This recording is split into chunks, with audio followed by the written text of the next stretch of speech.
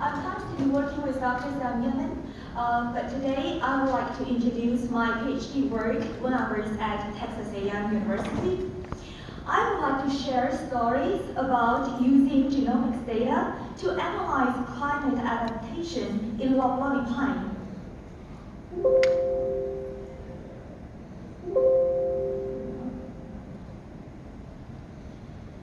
In this map, it shows the natural range of loblolly pine, mostly in southeastern U.S. It ranges from Virginia to central Florida and west to eastern Texas.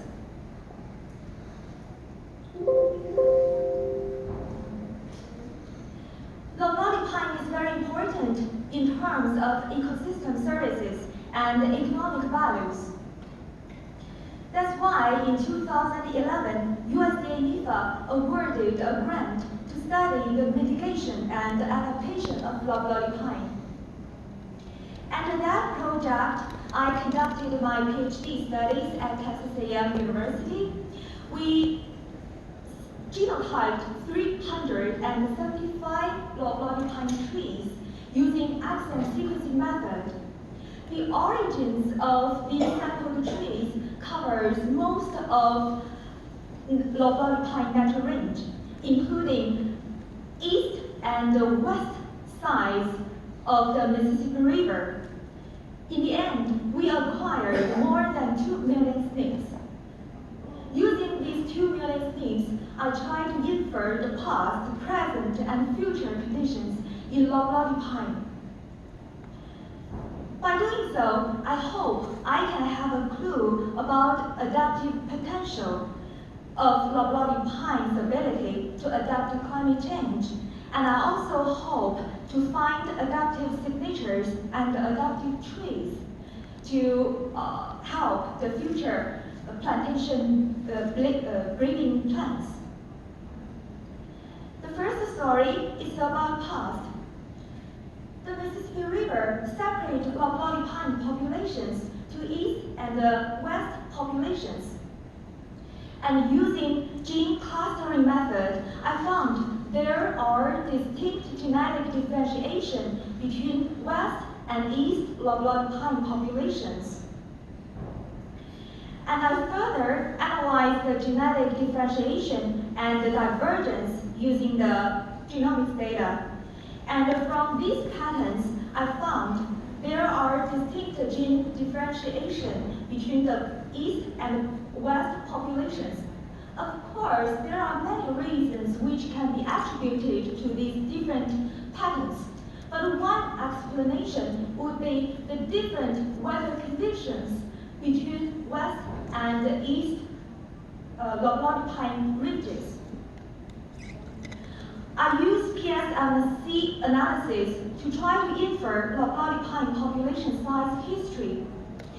In this graph, I show the individuals both from west and east populations.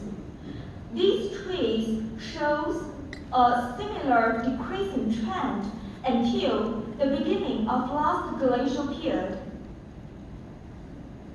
At that time, at the beginning of the last glacial period, we can see drastic divergence of the loblolly pine trees populations. Why it happened? I think it can be related to the drastic ice age temperature changes. During that time, the temperature frequently changes. So loblolly pine trees suffered frequent population contraction and expansion.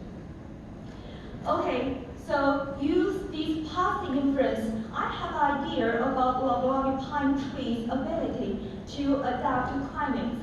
If they can adapt to the different weather conditions in both west and east Mississippi River, and they can survive from the glacial period, I think loblolly pine trees must have mastered some abilities.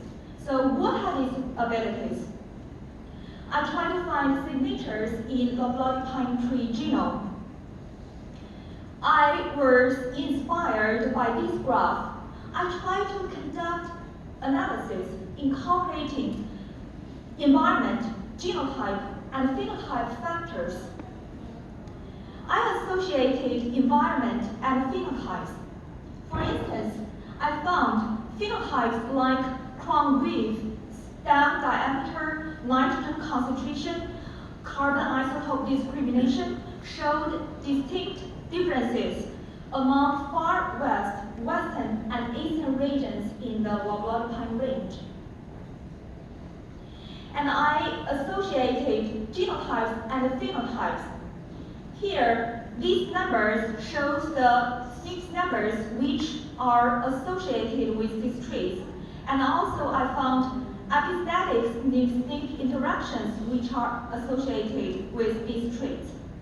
And the percentage numbers here show the phenotypic variance explained by these identified associated SNPs or SNP interactions.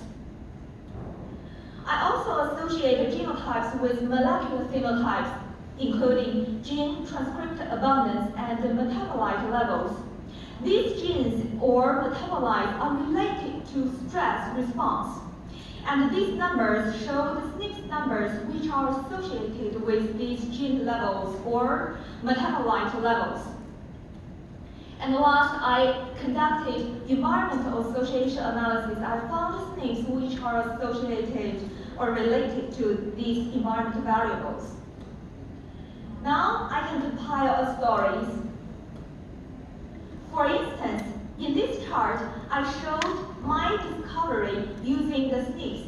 These SNPs reside in a gene which is responsible for stress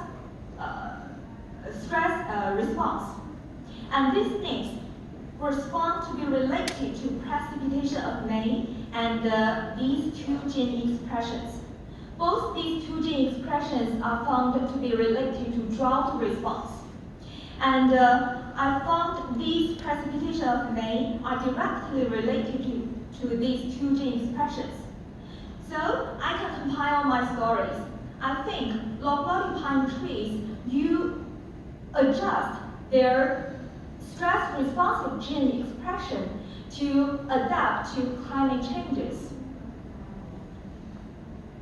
Okay, this is my story from inferring the present genetic conditions. I found some candidate genes which are related to climate adaptation. Now, let's look at the future.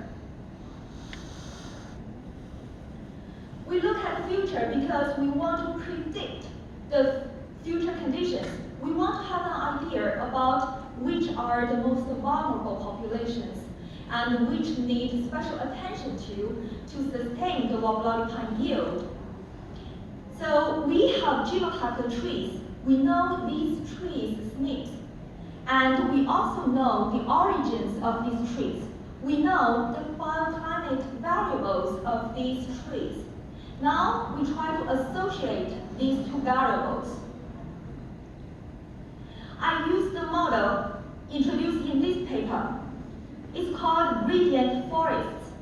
It's a machine learning method which can help me to associate climate variables and genotypes data to make a baseline model. Using this baseline model, I can infer the future conditions. First, let's look at the spatial prediction. I genotyped the sum of the trees across the range. Now, what's about the whole range? And this graph shows the genetic differentiation across the whole range of loblolly pine trees. Similar colors show similar genetic composition. So we can see there's distinct differentiation between the coastal range and the interior range. And the biplot shows the most important climate variables which may be related to these genetic composition. The bio 9, 5, 10 variables are the most important. These three variables are extreme temperature climate variables. These variables specially related to these gene composition patterns. Now let's look at the future. What will happen in 2050 or 2070? In the current climate scenarios, we try to make inference about projected future climate conditions with, or to say, under different greenhouse gas emission levels. We have different temperature projection data. And we try to find out the genomic mismatch between the current genetic conditions and the future conditions. We use the term genomic vulnerability to try to infer the severity of the population. And if there's a big mismatch between genetic variation and projected future climate conditions, we say this population or this part of the range will be most vulnerable. For instance, in this graph,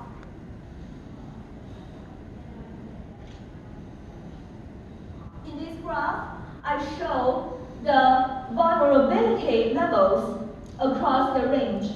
The deeper the color is, the more vulnerable the population is.